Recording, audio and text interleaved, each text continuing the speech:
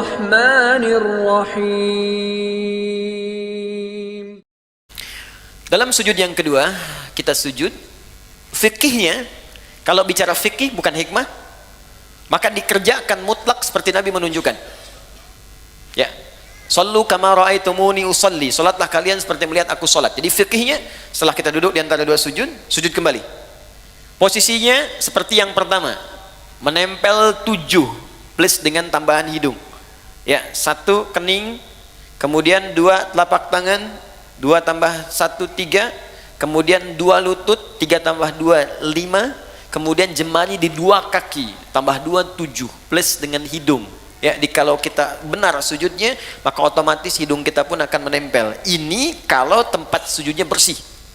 Seperti di sini karpet sejadah. Tapi kalau Anda sedang keluar, ya, di pantai, naik ke gunung, diduga misalnya kurang bersih, maka tidak mutlak harus menempelkan hidung. Diangkat boleh. Jelas ya?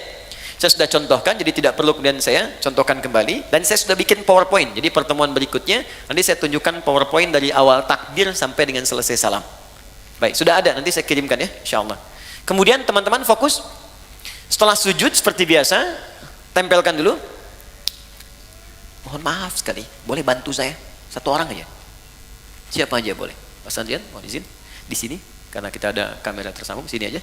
Kiblatnya ke sana, sana ke MU. Ya, silakan, sujud langsung. Oke. Nah, fokus. Lihat sini teman-teman. Nah, ini sudah bagus. Ini tempelkan dulu. Mohon izin jangan dulu berdoa ya. Jangan dulu berdoa. Ingat sampai kata Nabi famakin sujudaka. Sempurnakan dengan baik dulu sujud secara caranya baru berdoa. Kening ini sudah ya di sini. Jangan sampai terhalang. Ingat pakai peci itu untuk menutup rambut. Jadi kalau kira-kira rambutnya pendek atau tidak ada rambut sama sekali, tak pakai peci pun gak ada masalah. Jelas ya? Baik, kemudian ini di telapak tangan 2. Ini agak dibuka ya. Sudah cukup baik, agak dibuka. Yang penting enggak ke sini ya, cukup di sini. Agak dibuka sehingga tidak dirapatkan ke sini. Ini hati-hati ada yang dilarang oleh Nabi, jangan kau tempelkan ini siku di sini sehingga menutup diafragma. Di saat sedang sujud kan darah dipacuk kencang dari jantung ke otak. Begitu kita tempelkan di diafragma itu bisa terhambat. Bisa meninggal orang kalau terlalu lama. Dibuka. Ilustrasinya kata Nabi sampai anak kambing bisa lewat. Ingat anak kambing itu kan zaman Nabi orangnya besar-besar. Ya, jadi wajar lewat, itu cuma ilustrasi bahasa kiasan. Maksudnya ada ruang di sini, bukan Anda ukur. Mama sini sholat yang benar, anak kambing mana anak kambing? Tidak ya. Ini 2 lutut sini. Kemudian ini ditutup, bukan dibuka begini. Sudah saya terangkan, ditutup begini. Ini sudah bagus. Nah, sudah seperti ini baru berdoa. Ah, biarkan nikmat dulu, tekan sampai di kepala ini terasa enak, di kening. Ini masih hidup ya?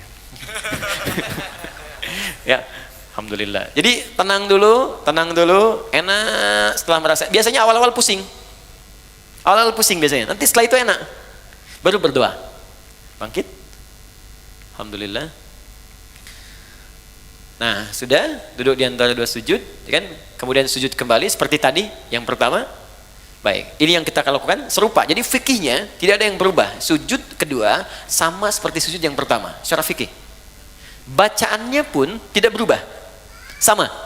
Ya, subhana rabbiyal a'la atau subhana rabbiyal a'la wa bihamdi atau subhanakallahumma bihamdika Allahumma ighfirli. Silahkan dipilih. Jelas. Tapi ingat pesan saya baik-baik. Itu bacaan tadi itu hanya pengantar pada doa. Ingat, bacaan formal pengantar doa. Ingat pelajaran kita yang lalu. Setelah itu minta kepada Allah. Apa yang kita mintakan? Ingat baik-baik. Sujud pertama kita minta silakan dalam hati. Rasakan apa yang kita mohonkan. Bangkit, duduk di antara 2 sujud. Diajarkan oleh Nabi. Ini permintaan ini yang kamu bacakan. Kemudian kita sujud lagi. Bacakan seperti yang pertama. Tapi ingat sujud yang kedua mengandung makna syukur. Kalau benar syukurnya, Allah akan berikan lebih dari apa yang kita bacakan dalam duduk di antara 2 sujud tadi. Bahkan ada orang yang belum minta, sudah Allah berikan. Seperti Maryam tadi, gak minta, Allah sampaikan. Seperti Luqman dengan anaknya, yang bukan Nabi, bukan Rasul. Seperti Umar pernah mendapatkannya. Seperti Abu Bakar pernah meraihnya. Seperti Ali pernah mendapatkannya. Bukan Nabi, bukan Rasul, tapi mendapatkan kemuliaannya. Paham sampai sini? Nah sekarang, ketika sudah sujud, kemudian bangkit, baik tahiyat ataupun bangun kembali, Ada satu PR yang harus kita praktekkan dulu. Kata Allah, kamu syukur, saya tambahkan. Bagaimana cara bersyukur dan apa itu syukur? Kita bahas ini kurang lebih 1-5 menit. Setelah itu kita cukupkan, kita buka untuk diskusi. Sepakat? Oke, silakan Mas. Jazakallah khair. Syukur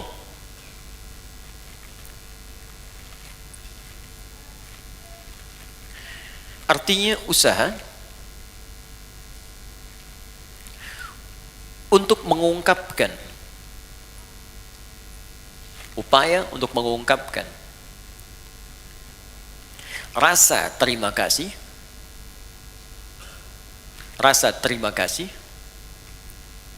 dan kebahagiaan, upaya untuk mengungkapkan rasa terima kasih dan kebahagiaan atas nikmat yang diperoleh, upaya untuk mengungkapkan rasa terima kasih atau kebahagiaan atas nikmat yang diperoleh. Perhatikan bagian ini rahasianya. Perhatikan bagian ini. Dengan cara menggunakan nikmat itu sesuai dengan ketentuan yang Allah tetapkan. Dengan cara menggunakan nikmat itu sesuai dengan ketentuan yang telah Allah tetapkan. Awas, bagian terakhir ini sangat penting. Ini yang paling penting. Contoh. Yuk, masih ingat teman-teman? Dalam duduk di antara dua sujud, apa yang kita ucapkan pertama kali? Rabbil firli. Ya Allah, ampuni aku. Orang yang sudah diampuni oleh Allah, maka cirinya organ tubuhnya akan dijaga oleh Allah dari perbuatan maksiat. Lalu kita bersyukur. Sujud, ya Allah, terima kasih. Engkau ampuni dosaku. Maka ketika Anda bangkit lagi, utamanya selesai sholat kita, maka buktikan nikmat yang telah Allah berikan kepada kita itu dengan berusaha menjaga tubuh kita untuk digunakan pada hal yang telah Allah tetapkan. Contoh, kata Allah, mata itu hanya boleh melihat yang ini, yang baik-baik, yang tak baik palingkan. Turun Quran surah ke-24 ayat 30 untuk laki-laki, 31 untuk perempuan. Qul lil mu'minina yaghuddu min absarihim. Katakan pada pria-pria yang punya iman. Masih ingat tadi di awal? Iman bersanding dengan salat. Alladzina yu'minuna bil ghaib wa yuqimunas shalah. Iman bersanding dengan salat. Katakan pada pria-pria yang punya iman. Katakan pada pria-pria yang telah salat. Ayat 31-nya wa qul lil mu'minat. Katakan pada perempuan-perempuan yang punya iman. Katakan pada perempuan-perempuan yang telah sholat, yaghuddu min absarihim, yaghuddna min absarihinna. Pandangannya, matanya gunakan untuk melihat yang baik saja. Jika yang ditatap itu tak baik, maka palingkan. Disebut dengan ghaddul basar. Maka jika Anda ingin mensyukuri nikmat ampunan Allah, maka gunakanlah kemudian tubuh kita untuk digunakan pada semua ketentuan yang telah Allah tetapkan. Mata, apa ketentuan mata? Telinga, apa ketentuan telinga? Lisan, apa ketentuan lisan? Sampai ke ujung kaki. Jelas? Di ketika Anda ingin mendapatkan ampunan Allah, kata Allah, saya ampuni. Baik, buktikan, jaga ampunan itu. Bukan Allah sudah bersihkan, Anda pakai maksiat lagi. Habis sholat, bicarain orang lagi. Yang dibicarakan kadang-kadang imamnya juga. Sialan tuh imam. Harusnya makmum dia benar. Baca kepanjangan. Maghrib baca Yasin. Bisa. Baru salam gitu kan. Iya. Banyaknya di tarawih kan. Waladhdallin amin. Yasin. Malam pertama lagi. Allahu Akbar. Saya pernah tuh, itu baru hari pertama saya jadi santri. Begitu masuk pesantren di Garut, imamnya pas angkatan terakhir di kelas paling akhir, kelas 6. Dia baca madnya paling tinggi, paling panjang, yang 6 harokat.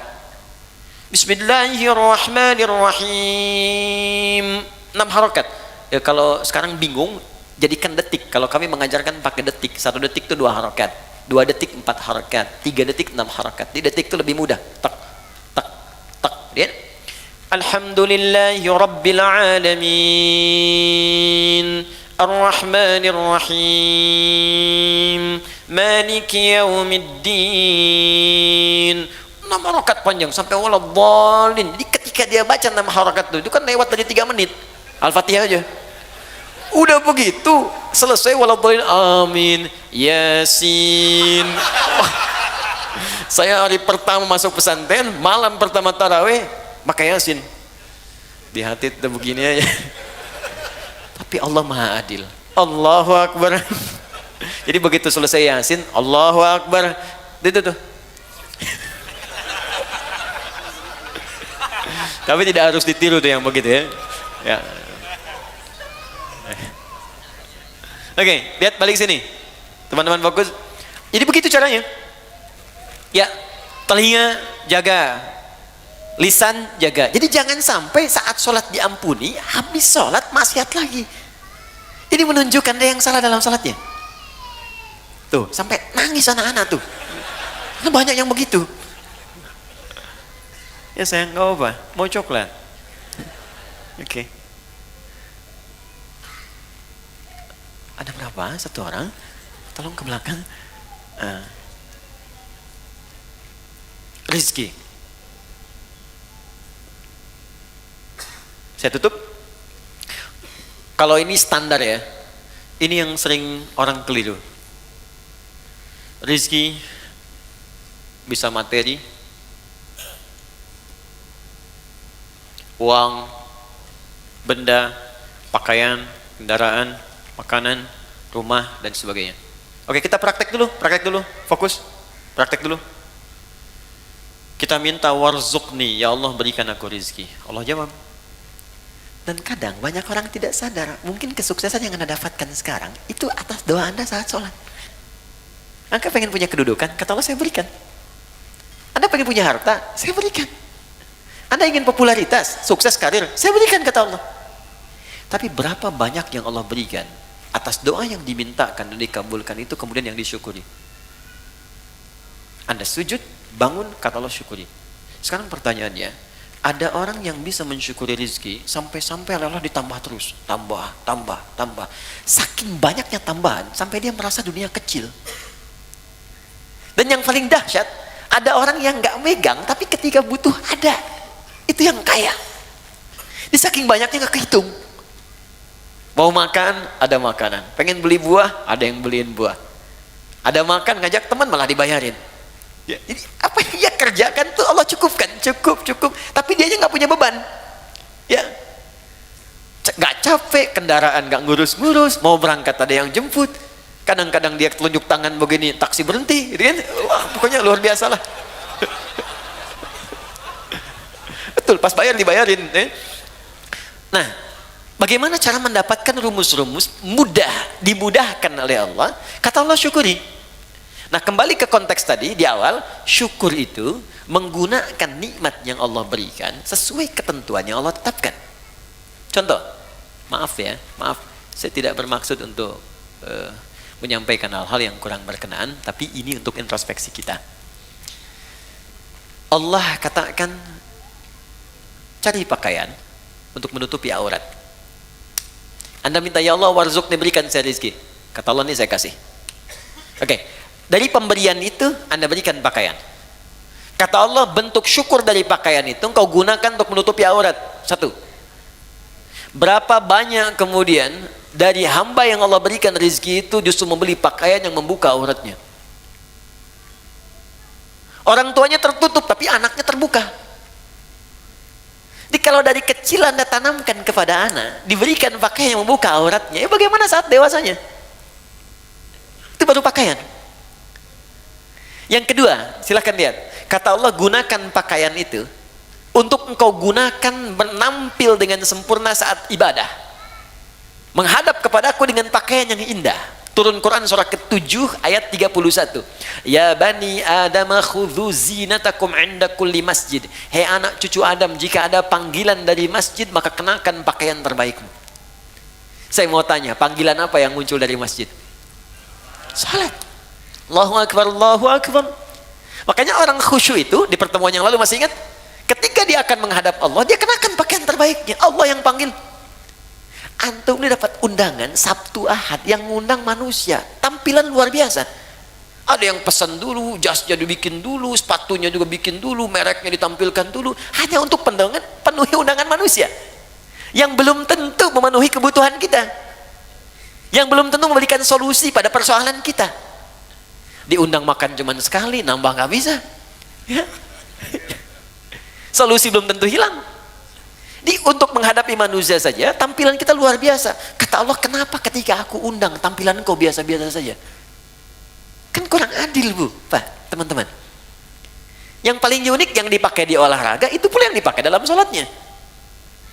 Ada yang dipakai kemudian rekreasi, itu pula yang dipakai dalam sholatnya. Apakah salah? Tidak, sah menurut hukum. Tapi untuk bentuk syukur yang sempurna, itu belum paripurna. Jelas sampai sini? Baik. Saya kasih rumus begini. Ini rahasia. Tapi saya coba, dan hasilnya luar biasa. Baik, fokus baik-baik ya. Jadi begini. Kalau kita dapat rezeki, sekali lagi ini rahasia. Kalau kita dapat rezeki berupa materi, rumus cepatnya pakai dulu untuk ibadah. Pakai untuk ibadah dulu. Sehingga pertama hisab kita akan ringan di hadapan Allah. Ya. Saya biasanya kadang Allah titipkan kasih pakaian lewat si fulan yang kirim kain, kirim pakaian. Tak pernah saya terima pertama kali kecuali saya coba pakai ibadah dulu. Even itu orang cuma pakai kasih kaos. Pakai sholat sunnah, pakai baca Quran, pakai sholat dulu. Maka apa yang terjadi? Karena semua benda yang akan kita kenakan itu akan bersaksi di hadapan Allah di hari kemudian. Ya, termasuk anggota tubuh. Al-yauma nakhtimu ala afwahim wa tukallimuna aydihim wa tashhadu arjuluhum. Jadi mulut dikunci, tangan kaki bersaksi, termasuk benda-benda yang kita pijak kita kenakan. Di surah Az-Zalzalah, idza zulzilatil ardu wa akhrajal ardu wa qala al-insanu yauma idzin tuhadditsu akhbaraha. Pada saat kiamat itu terjadi, akan ada hisab dan semua benda yang kita pijak, yang kita kenakan akan bersaksi di hadapan Allah. Bayangkan, teman-teman, ketika baju itu tiba-tiba berkata kepada Allah, ya Allah, saya bersaksi, saya pernah dikenakan oleh si fulan ini untuk sholat kepadamu. Ya Allah, saya bersaksi dikenakan oleh si fulan ini, ya Allah, bangun tahajud mengenakan aku.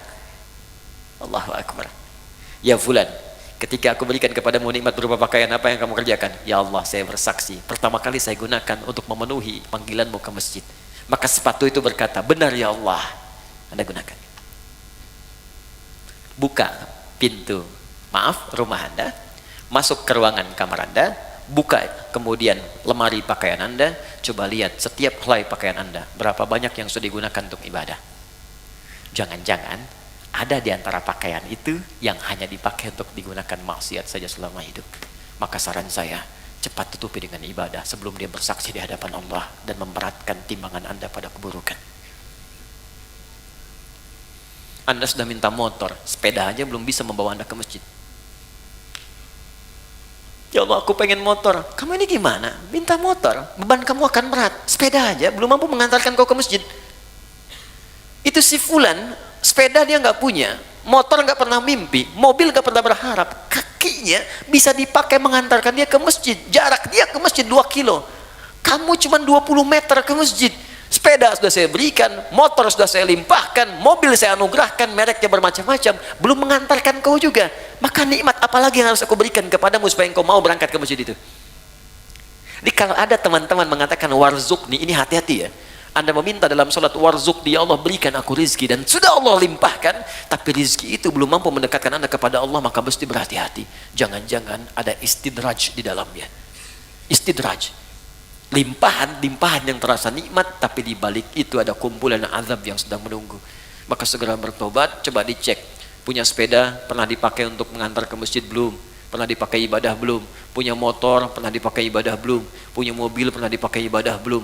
Pakaian berapa banyak pernah digunakan ibadah? Tulisan pena, handphone, berapa banyak dipakai maksiat? Bandingkan dengan taatnya. Semakin banyak ditata oleh kita untuk kepada hal-hal yang baik, syukur, maka semakin Allah akan tambahkan kepada kita nikmatnya. Itu gambarannya. Kalau ada yang macet di pertengahan, bukan karena dihambat, mungkin nikmat yang sudah ada belum dimaksimalkan untuk berbuat taat kepada Allah Subhanahu wa Ta'ala. Jelas sampai di sini? Oke. Karena itu kita cukupkan dulu sujud yang kedua, selesai kemudian tinggal aplikasinya. Ya, teman-teman, rezeki banyak ya. Ada anak-anak tuh, anak cucu. Berapa yang sudah diinvestasikan pada kebaikan? Ingat, ketika Allah sampaikan jaga diri dari neraka, itu yang disebutkan pertama keluarga. Fokus. Qu anfusakum wa ahlikum nara. Jaga diri dan keluargamu dari neraka. Diri keluarga, anak, pasangan, orang tua, ayah, suami, istri, selalu itu yang disebutkan. Itulah rizki. Ya, saya cukupkan sampai di sini untuk sementara waktu.